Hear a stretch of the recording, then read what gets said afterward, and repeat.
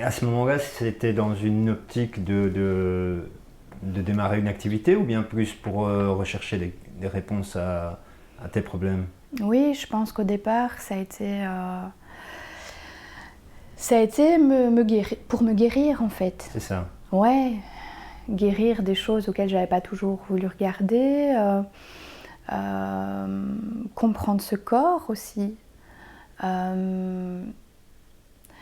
Ne plus être toujours dans cette agitation mentale. J'en pouvais plus de mon bavardage mental.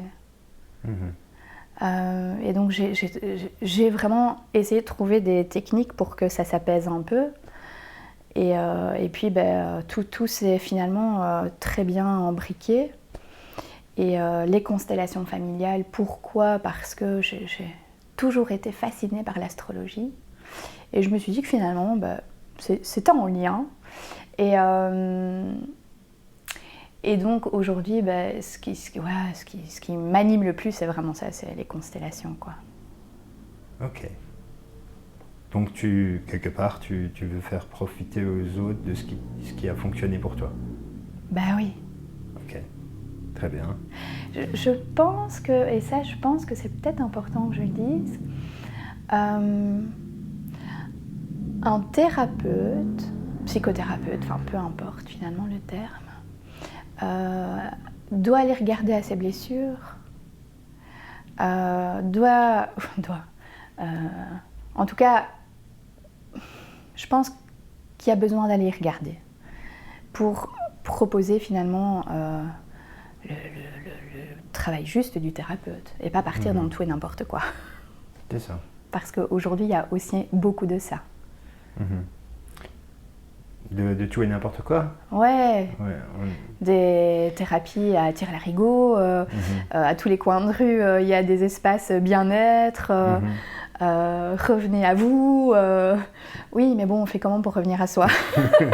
Tu vois? Ouais. Ok. On est dans l'ère du développement personnel ouais, c'est clair qu'il y a à boire et à manger là-dedans. Exact. Et donc, 2018, tu décides de te lancer dans cette aventure Terra Corpo. Est-ce que ça a pris tout de suite? Est-ce que tu as eu tout de suite des patients? Alors,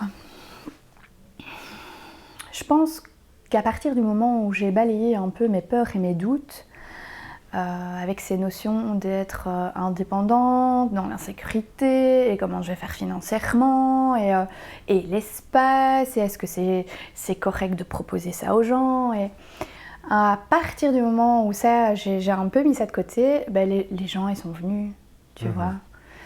Les personnes sont arrivées, ça a très vite démarré. Et puis, j'ai appris que j'étais enceinte. Et j'ai mis l'activité un certain temps à l'arrêt et je me suis dit oh là là, les gens ils vont plus revenir, c'est pas possible, j'ai mis ça de côté mais finalement je pouvais pas faire autrement. Je me suis dit il faut que je propose autre chose, est-ce que Terra Corpo ça va fonctionner, enfin voilà, je me posais évidemment beaucoup trop de questions et puis j'ai recommencé. Donc j'ai réouvert l'espace et puis d'autres gens sont venus. C'était peut-être pas les premières personnes qui sont venues, mais il y en a qui ont toujours continué à venir. Mais il y a aussi eu d'autres personnes qui sont venues. Et en fait, aujourd'hui, je me rends compte que c'est toujours des cycles. C'est la vie et puis ça se meurt. Et puis il y a des personnes qui viennent plus. Et tu travailles avec un certain type de personnes et puis avec d'autres. Et voilà. C'est toujours en mouvement en fait, constamment. Ok. Et globalement, donc moi, je t'ai invité parce que justement, j'ai envie de valoriser tout ce genre d'initiatives, les gens qui essayent de créer des choses, de créer leur emploi, d'être inventif et de proposer quelque chose au collectif, enfin, tout en trouvant aussi leur propre chemin. Est-ce que tu as l'impression que ce genre d'initiatives sont soutenues, valorisées globalement, on va dire par la société en général? C'est une très bonne question. En tout cas, ce que je voudrais dire par rapport à ça, c'est que je me sens parfois très seule, mais après, je suis quand même assez discrète. Je ne vends pas un produit. Je fais de mon mieux en proposant ce service. Et je dirais que finalement, quand on est très concerné par ses choix, par ses projets, c'est une bataille continue en fait. Et parfois, est-ce qu'on se bat bien? Est-ce qu'on se bat mal? Je ne sais pas trop comment dire, mais aujourd'hui, j'ai l'impression de travailler, tu vois, comme un ermite, là, comme ça, un peu seul dans sa grotte, même s'il y a ces initiatives de faire du collectif, de par la méditation guidée. Alors, ce qui fonctionne bien, moi, j'étais pas trop d'accord avec ça. Au début, j'avais un peu de mal. Facebook, les réseaux sociaux, aujourd'hui... personnellement, je dis bien personnellement, pour moi c'est un gouffre énergétique, mais pour la page Terra Corpo, pour le groupe privé Terra Corpo, ça fonctionne. Les gens viennent, les infos se diffusent par là, je dois pas, tu vois, forcément faire des affiches. Enfin, j'ai l'impression que ça fonctionne plus ça aujourd'hui, tu vois, les affiches événementielles avec, voilà, telle date, il se passe ça et ça. Voilà, je pense que Facebook, c'est vraiment... c'est facile pour tout ça. Ok. Il y a le bouche à oreille aussi, j'imagine? Ah ouais, évidemment. Et ça, alors, ça, je dirais qu'en fait, c'est ce qui fonctionne le mieux. Je dirais que pour le collectif, je dirais que c'est vraiment, même pas vraiment mon site internet, hein, c'est vraiment les réseaux sociaux, donc Facebook.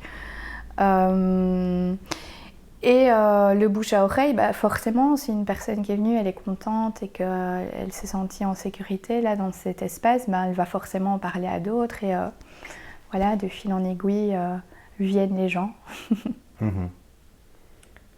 Mais justement, tu as dit qu'il y avait une première vague, hein, c'est le mot à la mode, une première vague de personnes, puis une autre après ta pause suite à ton accouchement. Mais globalement, quel genre de personnes ont déjà fait appel à toi? Alors je dirais que c'est des personnes qui ont essayé beaucoup de choses, qui ont essayé beaucoup de thérapies, qui ont vu beaucoup de spécialistes et qui ne savent pas trop pourquoi elles sont malades aujourd'hui ou pourquoi elles ne vont pas bien. Et ces personnes, je dirais, en bout de course, elles arrivent un peu dans ce bureau de consultation à la maison. Ouais, je dirais vraiment que c'est un peu ça pour les adultes. Alors pour les enfants, c'est comique parce que c'est toujours un peu... souvent, c'est la maman qui m'appelle en détresse. « Oh, mon enfant, il va pas bien, je sais pas quoi faire. On m'a dit que ce serait bien de venir vous voir, donc je vous appelle. » Et puis, je dis toujours, on va d'abord commencer par vous et après, je vois l'enfant. Parce que je pense que l'enfant, il est inscrit dans un système et que du coup, si on va pas regarder aux parents... on aura beau regarder longtemps à lui. Ah oui, quand on vient avec un enfant, tu commences toujours par les parents? Je demande toujours de voir au moins un des deux parents en séance avant. Ok. Parce que sinon, pour moi, ça n'a pas de sens de fonctionner à l'envers, tu vois. Je pense que c'est la base, en fait. Tu regardes d'abord aux parents et puis tu regardes à l'enfant. Logique.